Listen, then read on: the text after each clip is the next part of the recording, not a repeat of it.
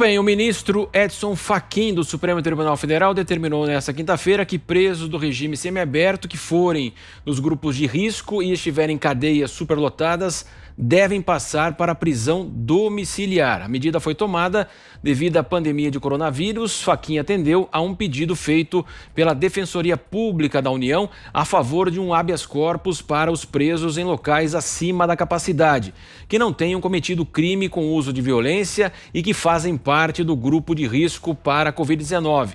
A medida não vale para presos que praticaram crimes com grave ameaça. Você, Fiuza. Poxa, Marcelo, vou te contar. Vamos lá, vamos biografar o Fachin, então, né? Seguindo a linha do mestre Augusto, né? O Fachin é um militante petista, né? Que fez todos os favores necessários para Dilma Rousseff, militante do MST. A gente vê aí, enfim, momentos patéticos de exaltação daquele movimento, que é um movimento violento, né? É um movimento supostamente igualitário, mas é um movimento fisiológico que viveu de mesada do Estado, tanto que as invasões se reduziram. O Fachin, né, chegou lá dessa maneira. Ele é esse militante. E ele está fazendo, durante essa pandemia, esse papel de coibir a ação da polícia e facilitar a ação do criminoso. É isso mesmo que ele está fazendo. Ele emitiu uma decisão que impediu operações da Polícia Federal, da Polícia do Rio de Janeiro nas favelas. Ele deu oxigênio ao crime organizado. Isso é conhecido no Rio de Janeiro. Ele constrangeu as forças de segurança do Estado na sua atuação contra um crime pesadamente armado. Então, esse personagem toma uma decisão como essa, que eu volto a perguntar, quer dizer, o grande problema que nós estamos vivendo hoje é o seguinte: as decisões de autoridades, governadores, prefeitos, Ministério Público, juízes, estão prescindindo, estão dispensando o devido laudo sanitário, né? Como é que é? Você está preso e você tem asma, por exemplo. Você vai para casa? Eu gostaria de ver o laudo, só que também quem pode nos ajudar, né? Contrastando agora, não é amanhã, não é ano que vem, agora. Contrastando essas decisões absurdas, sem lastro técnico, baseado em alarmismo de televisão, né? Baseado em falsa empatia. Então, os saudáveis estão trancados, lockdown. Esses ministros não dizem nada, não falam nada sobre isso. Mas eles libertam. Libertam o criminoso, e nós temos já, infelizmente, Marcelo, uma sucessão de casos, não é uma suposição de que isso vai dar ruim, como se diz no popular, não, já deu ruim. Nós já temos uma sucessão de casos de criminosos que reincidiram nos seus crimes. Não, vamos soltar só os criminosos bonzinhos. O que é isso? O que é isso? Quer dizer, no momento em que a liberdade da população, nós estamos falando aqui de gente, o coleguinha dele lá, que está sancionando medida, dizendo até que horas você pode beber. Vejam o avanço sobre a liberdade, sem nenhuma fundamentação científica. Vai o seu colega, o Fachin, e liberta. Liberta o criminoso, que tenha, não sei, que tenha asma, que tenha alguma questão respiratória. Então, a pergunta é: a sociedade vai exigir critérios para essas medidas, né? São grupos de risco. Não existe a possibilidade do controle. Se vocês estão querendo controlar a sociedade inteira, como é que vocês não podem controlar uma instituição prisional, né? Os grupos de risco, ok, separados. Não perdemos de vista os direitos humanos. separados, com os devidos cuidados, com a devida distância. Qual é o problema? Onde está a fundamentação para a soltura, para a concessão de liberdade a um criminoso, supostamente porque ele está em risco sanitário, quando a liberdade dos honestos, dos inocentes, está sendo caçada todos os dias? A sociedade precisa reagir. A gente vai falar mais desse assunto. A sociedade precisa reagir a essas medidas sem violência, sem conflagração, mas as instituições de classe, a sociedade precisa ter a coragem, a ousadia de trazer racionalidade para o enfrentamento dessa pandemia, porque nós achávamos que isso ia se restringir aos primeiros meses de 2020, mas isso não tem data para acabar. Muito bem, Zé Maria, eu gostaria também da sua opinião em relação a essa decisão do ministro Fachin. 2 minutos para você, Zé. Pois é, primeiro é sobre essa história do Supremo Tribunal Federal. Eu conversei ontem com o senador Luiz do Carmo, de Goiás, e ele me dizendo que recebeu o telefonema do Nuno Marques, né, o novo ministro do Supremo, explicando o que ia fazer lá e não sei o quê, e que falou na orelha dele. Ele é um goiano bem assim tradicional, encheu a minha orelha, disse ele, mais de 2 horas no meu olheiro conversando e tal, pedindo voto, né? Aí depois eu falei isso, o senador falando. E quando o senhor chegar no Supremo, o senhor vai me ouvir e me atender? E ele, claro, vou fazer o que o senhor quiser lá no Supremo. É tipo assim, nós estamos juntos, tipo assim.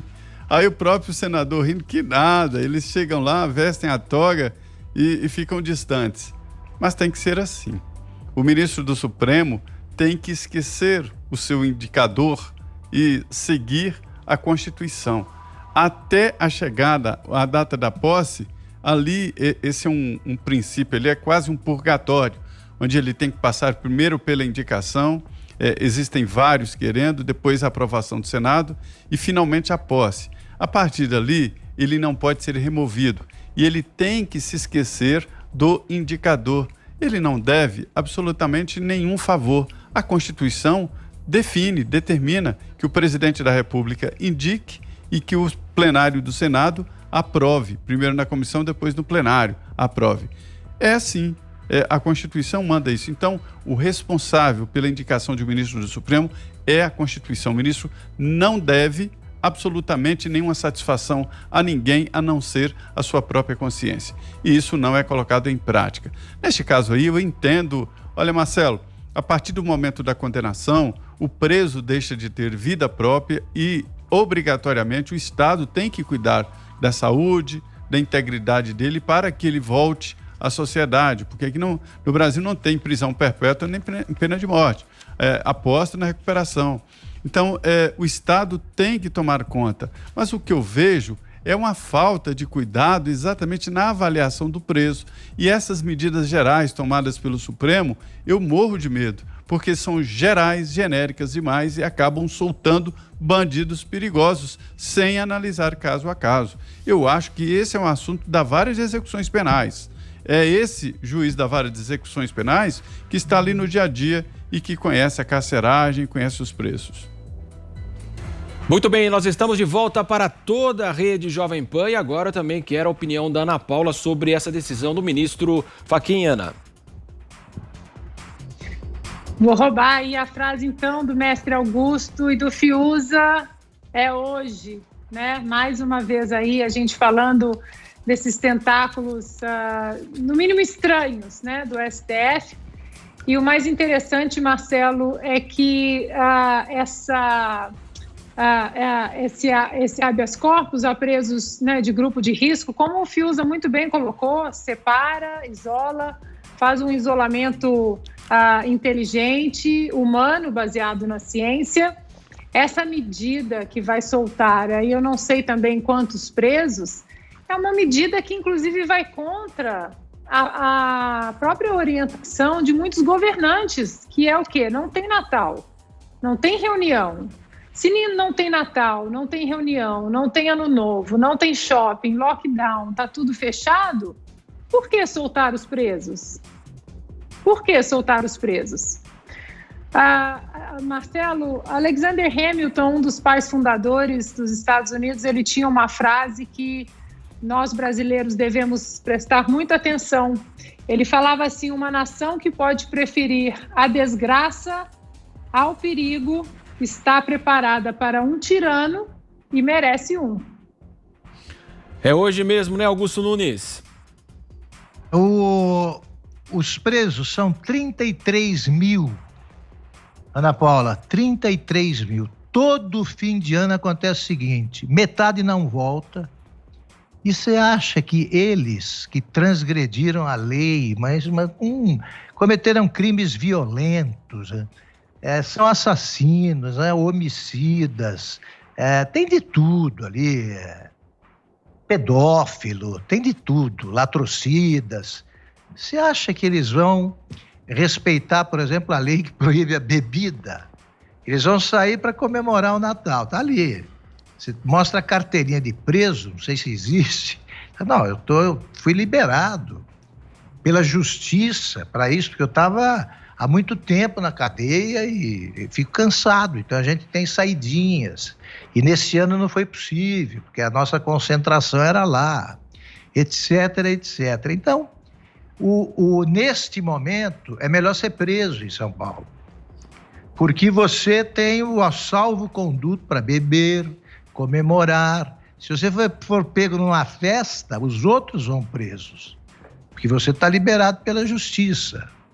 Então é uma bobagem atrás da outra, e me cansa essa história de que o preso, primeiro, ele é produto da injustiça social, né? Segundo a esquerda.